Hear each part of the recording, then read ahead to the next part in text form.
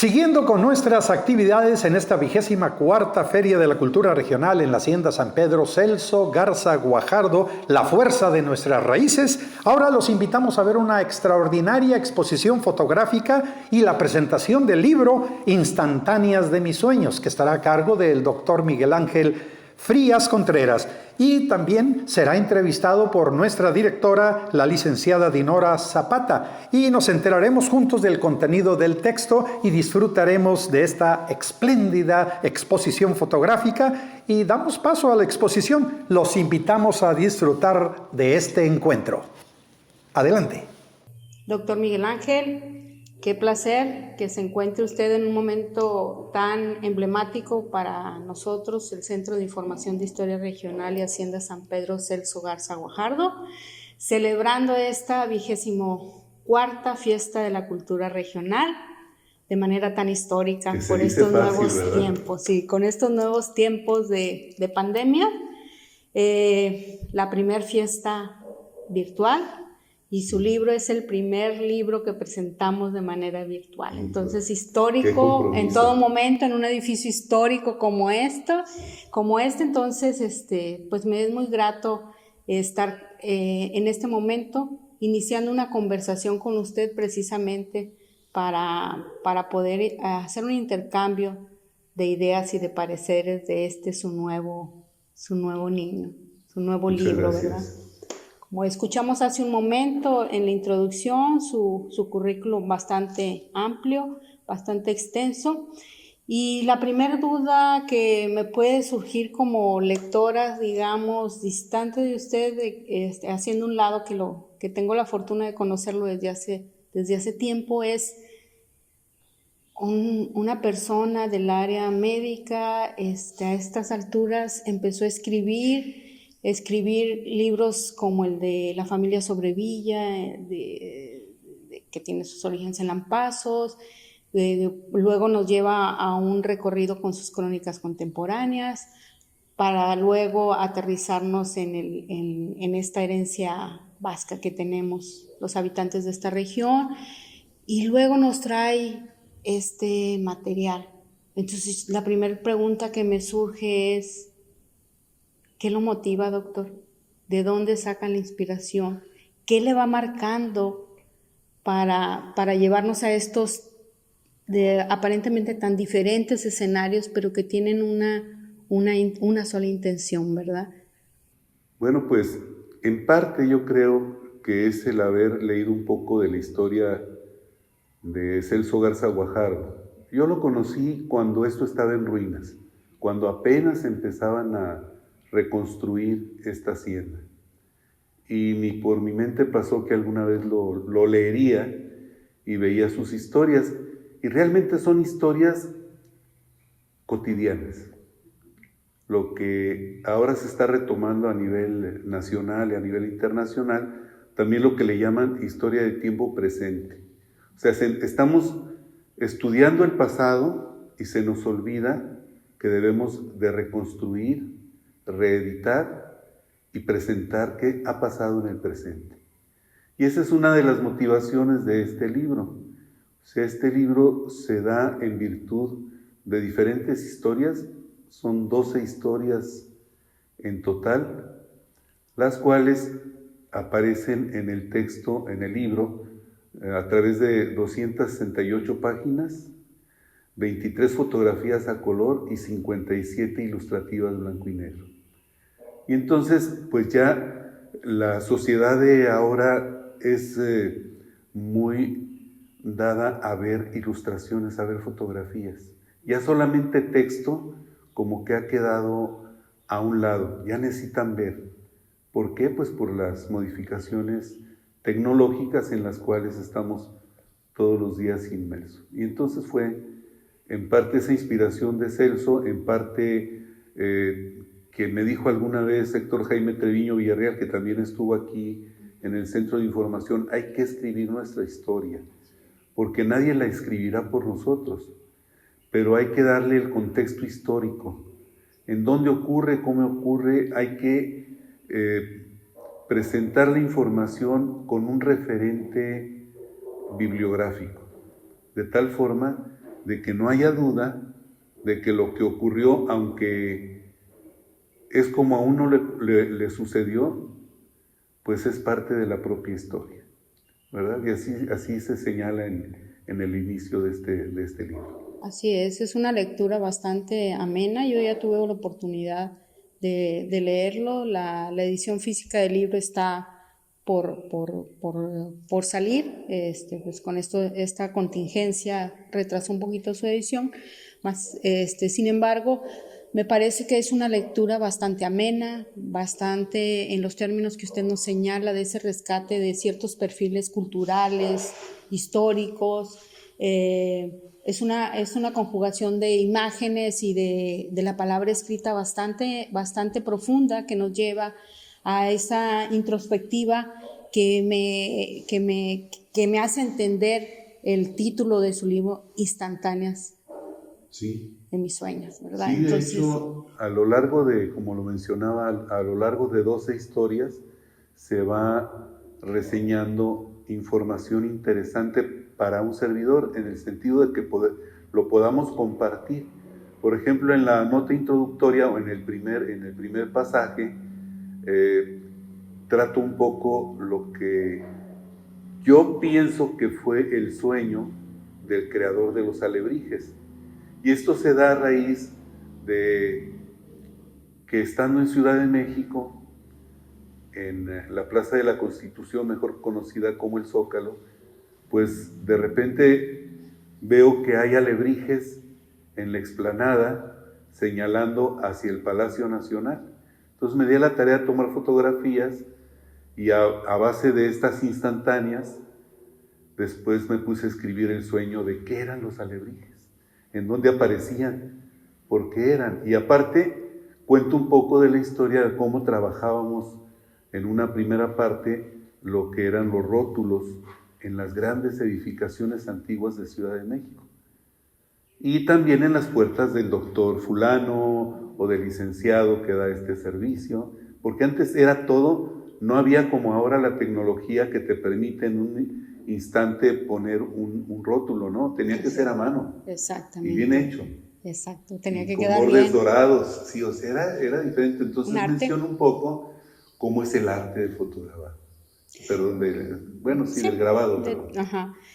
Fíjese que ahorita me contestó una siguiente pregunta que yo le quería hacer cuando leí esta narrativa usted tan bonita que nos hace, es ¿qué se dio primero, la fotografía o el texto? ¿Ya tenía usted pensado los textos o cómo fue este enamoramiento de la palabra con la imagen? Bueno, en algunos casos fue primero el texto y después, rebuscando en mi acervo fotográfico, que son miles de fotografías, encontraba yo de repente aquella que yo pensé que iba a ser referente para el texto. Y en algunos otros fue primero la fotografía. Por ejemplo, en Marsella tomo una fotografía, pero previamente me encuentro con un ejecutante de trompeta que está ejecutando la pieza de Nerino Rota del Padrino, el tema principal de esta aclamada película, pero empiezo a desarrollar el texto pensando en nuestro padrino, sin nada que ver con la película, pero nuestro padrino de generación de la maestría, que fue el doctor Carlos Canseco González. Un personaje. Y entonces ahí retomo, ¿quién era Carlos Canseco? O sea, ¿se vale que tenga una calle pequeña cuando debería tener un bulevar? Es un ejemplo, ¿no? Porque Carlos Canseco... Una cátedra universitaria. Sí la tiene, pero le falta el sentido de la gloriosidad de que fue héroe de la salud en las Américas. O sea, él, a través de la fundación de Rotary International, logró que se erradicara la polio en América Latina. Entonces, y entrar a geografías inesperadas. Por ejemplo, va a Cuba, cuando estaba casi como que prohibido en aquellos años que entraran agentes externos a darles un poquito de apoyo a la salud cubana. Y él entra y hace el milagro de lograr la vacunación casi total de todos los habitantes de la isla y de América Latina. y se le nombra en el centenario de la Organización Panamericana de la Salud, se le nombra Héroe de las Américas. Sí, muy bien. Entonces hay que tomar ese personaje.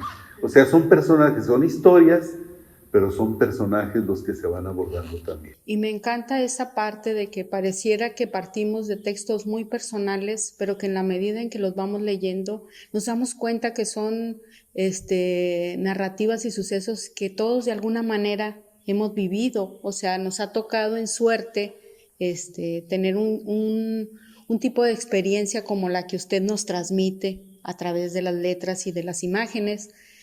El Centro de Información de Historia Regional tiene mucho el sentido de apoyar, editar y fomentar todas aquellas manifestaciones culturales que nos permiten crear identidades, y las identidades se logran a partir del reconocimiento de estos sucesos, de la transmisión de estos sucesos. Estas crónicas como las que usted nos presenta, pues eso nos permiten hacer un registro de personajes como el que nos acaba de mencionar, y creo que de alguna manera la Universidad Autónoma de Nuevo León pues cumple una de sus funciones importantes, que es la de difusión de la cultura en herramientas como esta, el texto del que hoy estamos hablando, ¿verdad?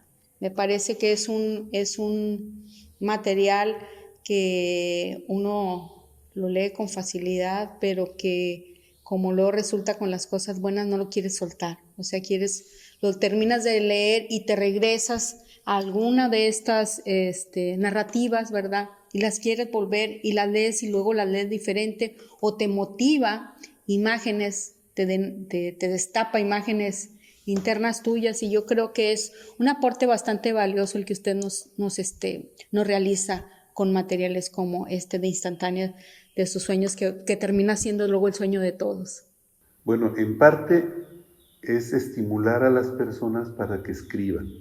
Yo creo que todos tenemos atrás de nosotros un contacto con instituciones, con personas, y después recordamos a esos personajes y quedan solamente en la narrativa, no quedan por escrito, y sí es importante retomarlo. Por ejemplo, aquí retomo un personaje poco difundido, que es doña Eva Gondra de Garza Lagüera, a la cual tuve el privilegio de conocer en algún momento cuando estaba el Museo de Cervecería, todavía en funciones, y me tocó ver una exposición de escultura de Anthony Quinn.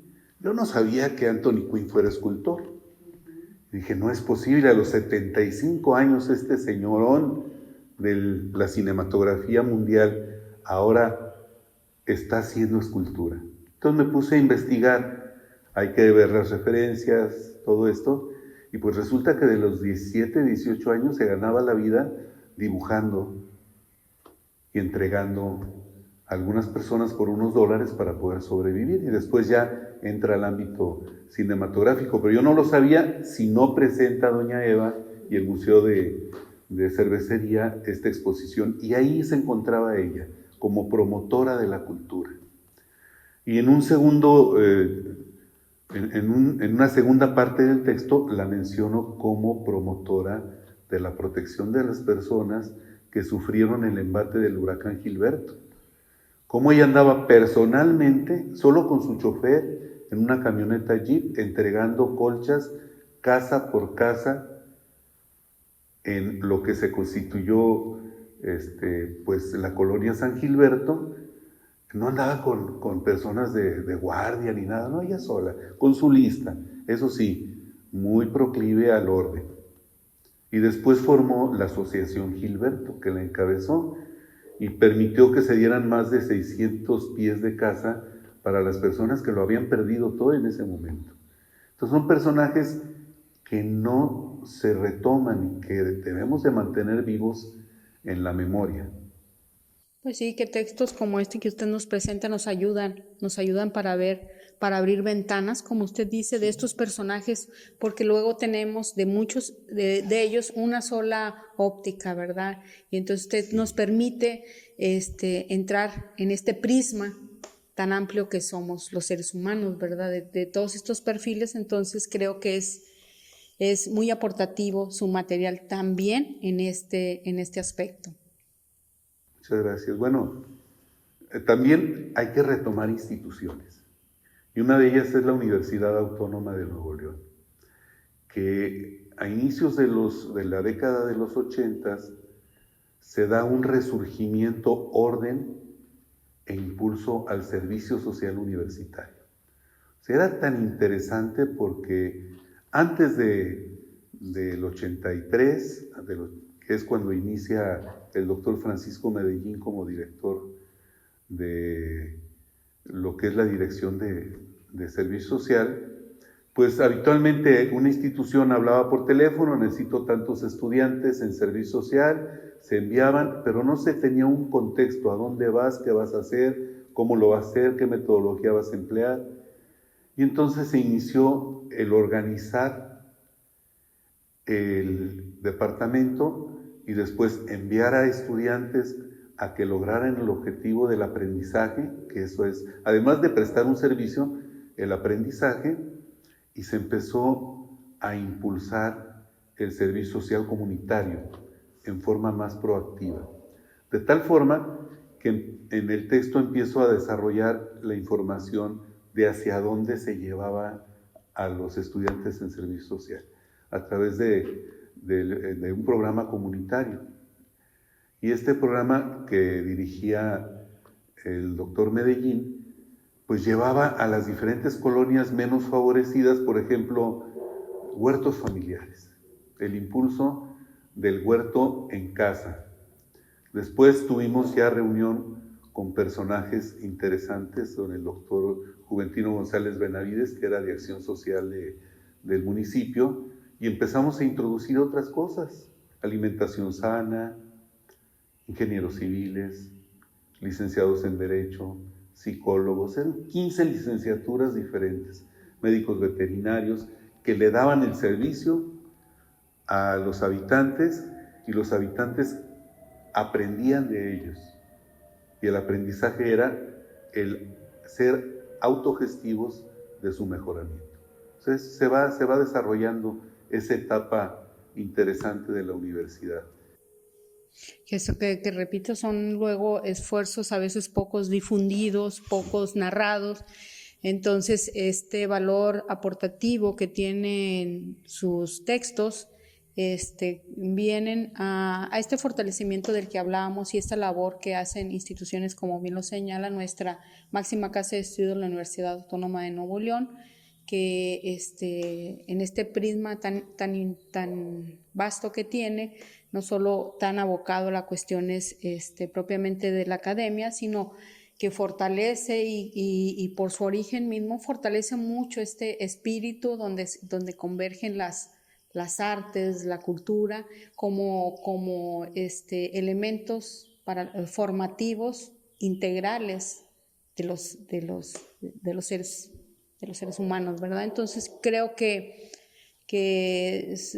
reitero, su libro a mí me parece un material con características muy innovadoras para los que estamos en esta área de la investigación histórica y de la cultura, en la forma y en el estilo en que usted nos permite conocer situaciones, personajes y nos ayuda a ver más allá de la imagen, de lo que pareciera una fotografía pues bonita, a hacer una fotografía con sentido, con espíritu, con intención, ¿verdad? Y entonces pues no cualquiera, doctor, le felicito por esa innovación que usted nos presenta en un texto como que le repito, o sea, yo tengo a bien conocer sus obras anteriores de un corte más... Este es el original. Así es. De tal forma que, pues esperemos que en estos días ya salga el impreso y el digital también, que lo vamos a colocar en nuestra página de la Hacienda San Pedro, del Centro de Información de Historia Regional, y que va a poder ser vista y consultada, ¿verdad, doctor? Pues realmente no sé si quiera compartirnos aún más. Yo creo que usted y yo nos podríamos pasar. Pasamos mucho tiempo y no terminamos, yo creo. Porque, exacto, ¿verdad? Pues son cosas que nos apasionan. Pero sí yo quería comentar, pues darle las gracias a la Universidad Autónoma de Nuevo León esta oportunidad de que salga adelante este texto, este libro, y por supuesto al Centro de Información de Historia Regional, que me mantiene unido desde hace más de 10 años y que venimos trabajando a favor de la expresión de la cultura a través de las letras y de la historia. Entonces, bueno, es una contribución a la cultura de nuestro estado. Así es, ¿no? Le agradecemos mucho a nombre, como usted bien dice, de esta institución, y agradecemos mucho esa sensibilidad de nuestro rector, el maestro Rogelio Guillermo Garza Rivera, y de nuestro secretario de Extensión y Cultura, el doctor Celso José Garza Acuña, quienes están siempre muy al pendiente y muy siempre interesados, exacto, sí, en que todas las manifestaciones de cultura y de fortalecimiento a la formación integral de los universitarios, apoyar, y nos han pedido apoyar y difundir, y entonces un material como este suyo pues viene a engrandecernos en este momento tan histórico para la sociedad en cuestión de salud. Nos está aquí guardando la sana distancia, nos quitamos solamente el tapabocas para poder empezar esta entrevista y poder ser partícipes de este momento histórico para nosotros como institución, una fiesta de la cultura regional virtual, nuestra primera presentación de un libro de manera virtual, ¿verdad? Le agradezco, doctor. Muchas gracias y gracias a todos. Gracias. La Hacienda San Pedro Celso Garza Guajardo de la Universidad Autónoma de Nuevo León se complace en presentar la exposición de nuestro querido amigo, el doctor Miguel Ángel Frías Contreras, quien es miembro de la Sociedad Nuevo Leonesa de Historia, Geografía y Estadística y un distinguido catedrático de nuestra Universidad Autónoma de Nuevo León. Él ha participado con nosotros con diferentes publicaciones, tanto en libros como en la revista Bitácora de nuestro Centro de Información de Historia Regional. Los libros que ha publicado en la universidad es La familia sobre Villa, Crónicas e Historias Contemporáneas, 1950-1970, Personalidad e influencia de los vascos en el Nuevo Reino de León, y más recientemente, Instantáneas de mis sueños, que dan pie a esta exposición que está en la Hacienda San Pedro. Esta exposición con imágenes que dan pauta para el sueño o el recuerdo de una serie de vivencias personales del doctor Miguel Ángel Frías Contreras, con algunos datos históricos que nos va narrando en sus fotografías. Empezamos este recorrido virtual con el doctor Miguel Ángel Frías Contreras. Muchas gracias, arquitecto Félix. Bueno, en realidad consta esta exposición fotográfica de un total de 22 fotografías de un tamaño de 16 por 24 pulgadas en marco, y la técnica utilizada en algunas de ellas es arquitectónica, de paisaje, artística y documental. Realmente forman parte de la introducción y el colofón de algunas historias que se encuentran en el libro Instantáneas de mis sueños. Inicia un capítulo, inicia una historia, se inicia contando una historia, y la fotografía forma parte de la introducción para tratar de estimular un poco visualmente el que se introduzcan los lectores en la historia. Y en este caso, en el caso de la presentación de la exposición fotográfica, pues es un poco digámoslo así, extender esa información que viene en el libro a través de estas fotografías. Iniciamos con una de ellas que es la inicial, es del Palacio de Cortés. Es el patio interior en donde habitó Hernán Cortés en Cuernavaca, Morelos. Esta toma de la fotografía pues nos señala un poco alguna de las plantas de ornato características de allá de Cuernavaca, Morelos, y al fondo el cómo se encuentra o cómo se encontraba en su momento el vetusto edificio que habitó Hernán Cortés. Actualmente se encuentra en remodelación allá en la ciudad de Cuernavaca, pero me pareció interesante tomarla en consideración incluso para la portada del libro mencionado anteriormente.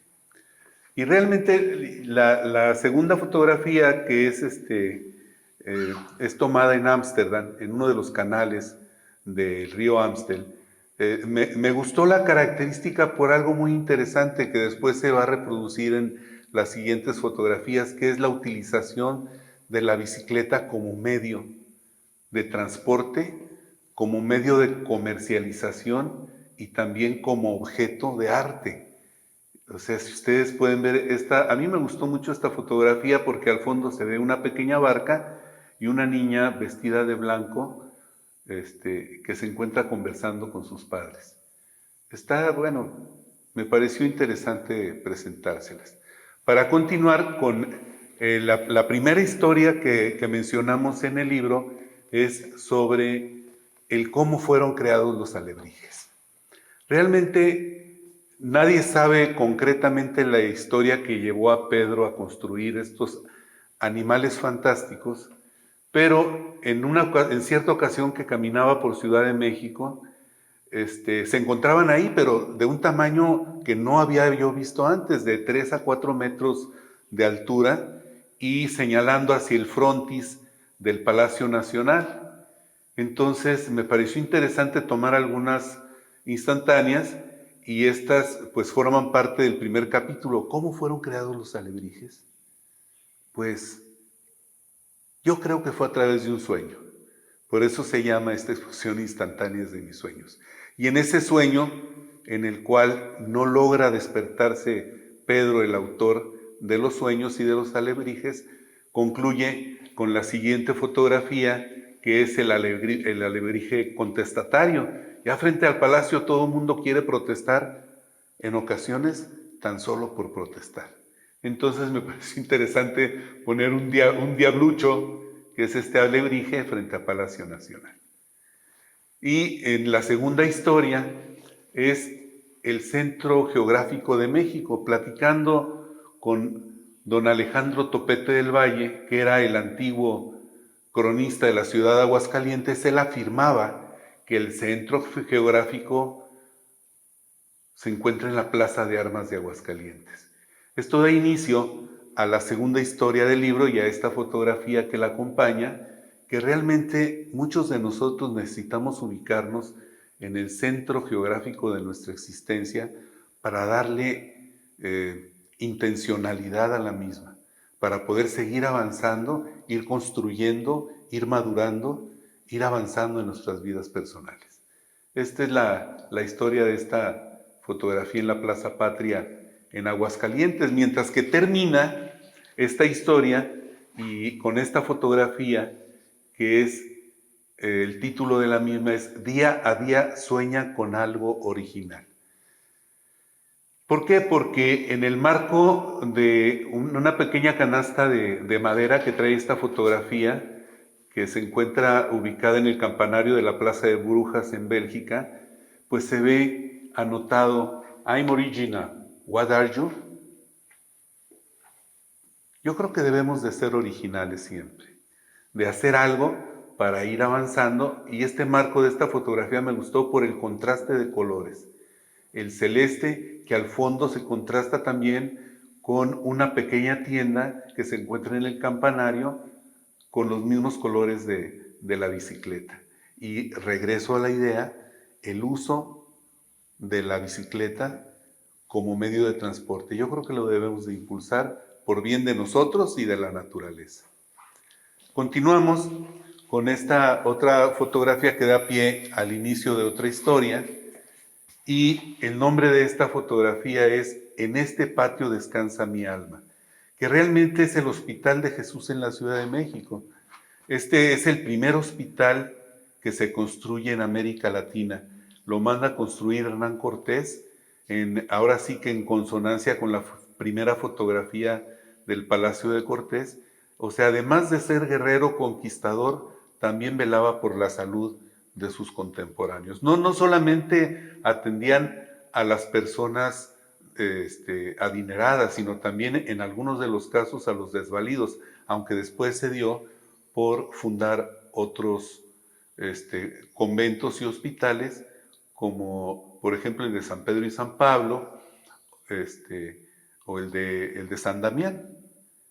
Pero esta es una fotografía del interior, del patio interior del hospital. Y aquí corre la historia de cómo fue fundado, cómo logró Hernán Cortés, y todavía desde entonces, desde que fue fundada la Ciudad de México hasta la actualidad, todavía se encuentra vigente. Todavía a los años 30 del siglo pasado tenía una asociación que protegía al hospital. Y siguen dando servicio a personas menesterosas.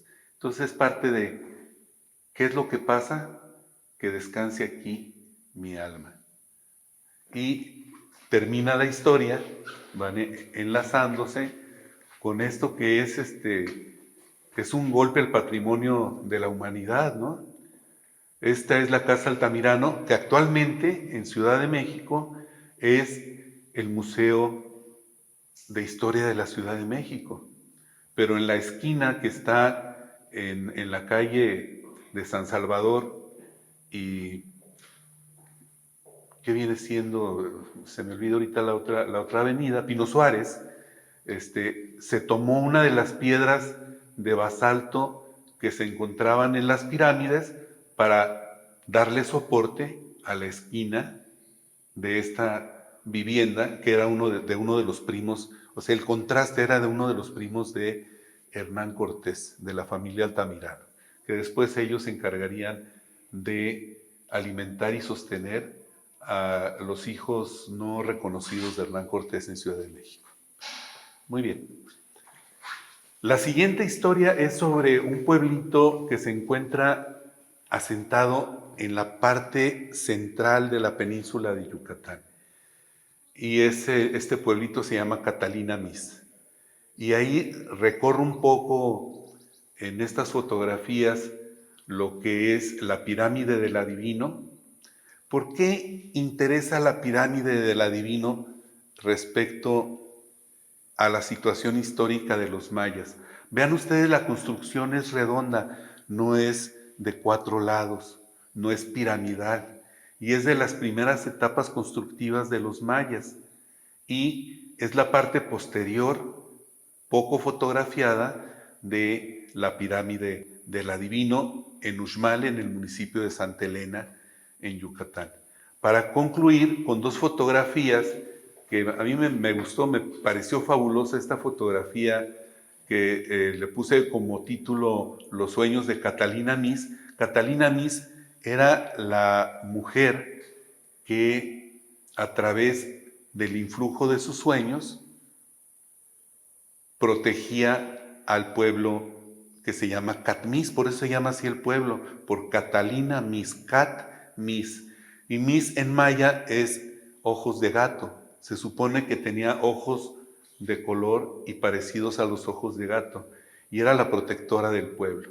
Entonces salí pasando yo por Bonampak, en el municipio de Ocotzingo, en Chiapas, me encuentro a una niña colgando de unas lianas. Volteé a verme y le digo, qué bonita niña, ¿te puedo tomar una fotografía? Y me dice, 5 pesos. Me dio risa, porque ella, pese a que son personas propias de ahí, habitantes del municipio, pues no dejan pasar la idea del hacer de los diferentes servicios que prestan, pues una situación de comercio. Pero a mí me gustó mucho esta foto de esta niña de ahí, de esta niña maya de ahí de Ocosingo. Y concluimos con lo que es el cuadrángulo de las monjas. Aquí lo que me gustó fue la iluminación en la tarde, casi noche, que le dan un colorido rosado a la construcción que yo no había visto antes, me pareció interesante. Y se encuentra igual en Uxmal, allí en Yucatán. Para seguir con esta fotografía que da inicio a otra historia, lo que nos enseñan los sueños tiene por título esta fotografía.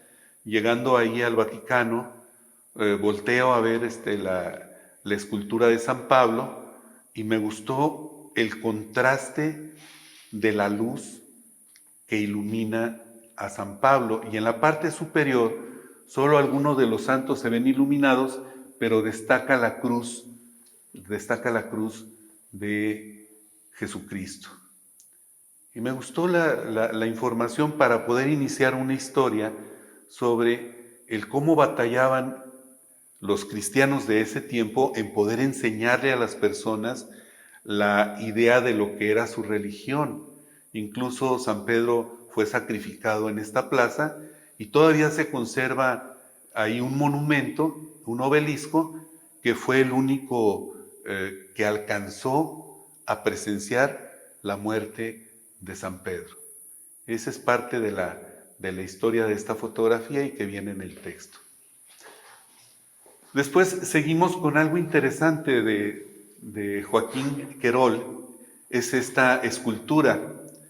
Resulta que le encargó Adamo Boari, pensaba colocar estos Pegasos, que el título de la fotografía es Pegaso y yo,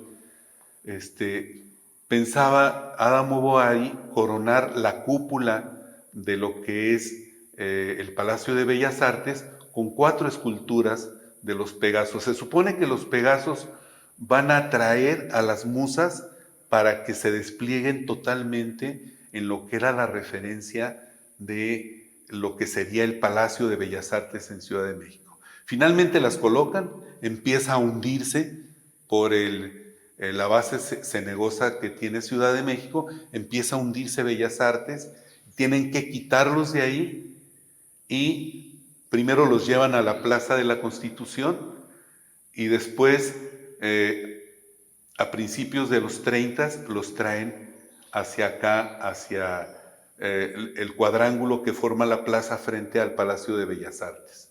Entonces me pareció interesante y da pie a otra historia que vengo contando en el libro.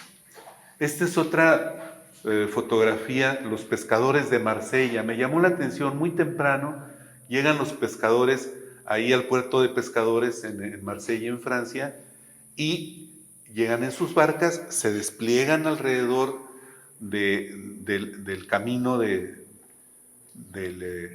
puerto y empiezan a ofrecer recién pescado, el producto extraído de las entrañas del mar, empiezan a ofrecerlo a las diferentes personas que van pasando por este mercado improvisado.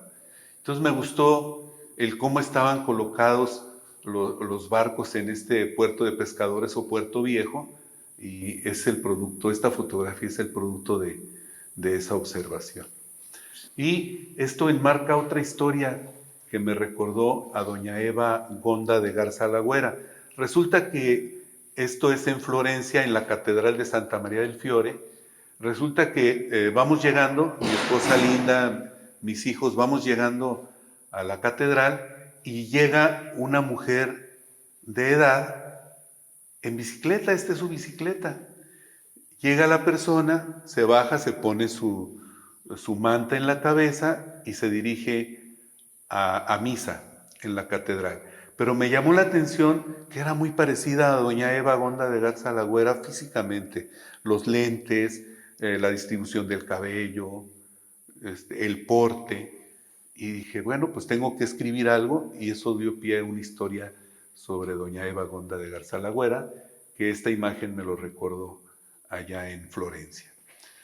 Para continuar con, llegaba yo a una reunión de la Sociedad Nuevo Leonesa de Historia, Geografía y Estadística en en el 2012 al Museo de Historia, aquí en la ciudad de Monterrey, y estaban practicando lo que sería posteriormente el foro del Festival de Santa Lucía. Y por eso me llamó la atención estas jovencitas y jovencitos que estaban practicando lo que sería el título de la fotografía, Un promisorio por venir. Y este la acompaña, este es el foro, el backstage, desde atrás está tomando el ensayo, pero me llamó la atención qué ocurre atrás, qué ocurría en las escaleras del Museo de Historia.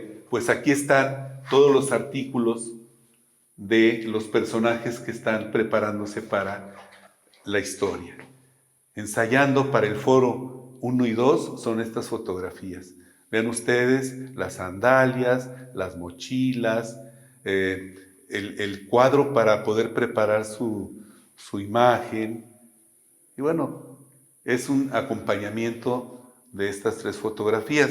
Para continuar con esta otra, que es básicamente el patio de los Naranjos, es el interior del Colegio Nacional en Ciudad de México, por la calle Justo Sierra y Argentina, si mal no recuerdo, en el cual yo andaba buscando una obra de José María Marroquí y no la encontré. Ahí la tienen en reserva, no me la pudieron prestar en ese momento, salí decepcionado porque es un libro de 3 tomos fabuloso de las calles de la Ciudad de México, y me senté ahí en uno de los bordos del patio a reflexionar, bueno, ¿y ahora qué voy a hacer? No logré conseguirlo. Y en eso estaba viendo, dije, naranjos aquí en Ciudad de México, en un patio interior.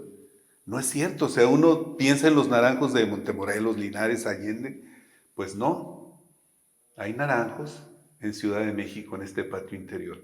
Y eso dio pie a que empezara a trabajar con otro texto. Después, para casi concluir este repaso, se cuentan 2 historias de un grupo de jóvenes en la posjuventud, le podemos llamar, que este título es El sueño de los Tobis. Es un grupo de personas, entre ellas un servidor, que ya muy maduros nos encargamos de formar un grupo de rock and roll. Era un juego, era solamente para divertirnos entre los amigos, pero esto en la historia lo cuento, terminó llevándonos a conocer a Mario Sanabria de los Locos del Ritmo, por ejemplo, a Juan Garza Villarreal, el matemático, y a una serie de grupos, los Teen Tops, los Jackie, Aguayo Rux y su división del norte que participó en Avándaro. Nos llevó a conocer a una serie de gentes y a hermanarnos, y esto llevó posteriormente a hacer una página web en el cual abundamos sobre lo que es el rock and roll en México, y nos llevó a hacer un foro. Pero esto fue el inicio, un grupo de personas que les gusta el rock and roll, después lo difunden por la red y se forma un grupo que llegan a ser verdaderos foros nacionales de rock and roll, en el cual se juntan 10, 11 grupos y solamente con el ánimo de divertirse. Pero esto dio pie este grupo a que ocurriera lo que les comento. Y cerramos en la contraportada del libro con esta casa antigua, el Mesón de Santa Rosa en Querétaro, que me gustó la distribución de la luz, la arquitectura, y lo puede uno disfrutar, todavía está a un costado de la Plaza de Armas. Y terminamos con una historia en esta última fotografía del Museo de Lampazos y de las Armas Nacionales, que le llamé el Museo Fantasma. ¿Por qué razón? Porque tiene más de 10 años cerrado. Lo iban a remodelar. Después de 10 años, ya los niños que cursan la primaria no conocieron el museo, el interior, la distribución, las colecciones. Las personas que vivían ahí por la inseguridad, muchas de ellas tuvieron que irse a otro lugar, y el museo se encuentra sin función, sin trabajo y casi sin memoria. Por eso le llamé Museo Fantasma.